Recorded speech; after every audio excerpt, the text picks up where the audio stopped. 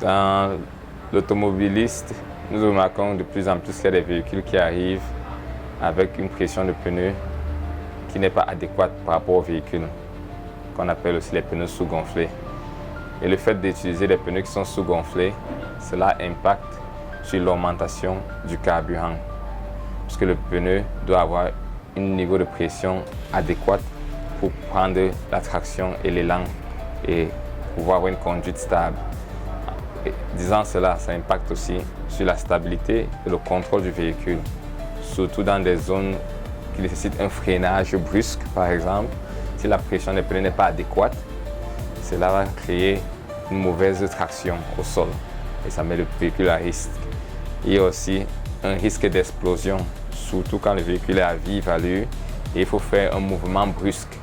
Si la pression des pneus n'est pas équilibrée et adéquate, le mouvement peut faire que le véhicule bascule de façon non symétrique et perd totalement le contrôle.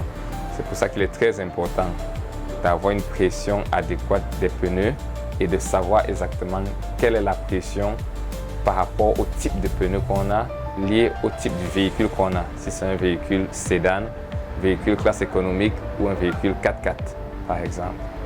Et surtout, quel type de surface on va utiliser le véhicule. Ce sont des surfaces lisses comme un goudron ou des surfaces rugueuses comme par exemple à l'ouest ou des zones plus denses.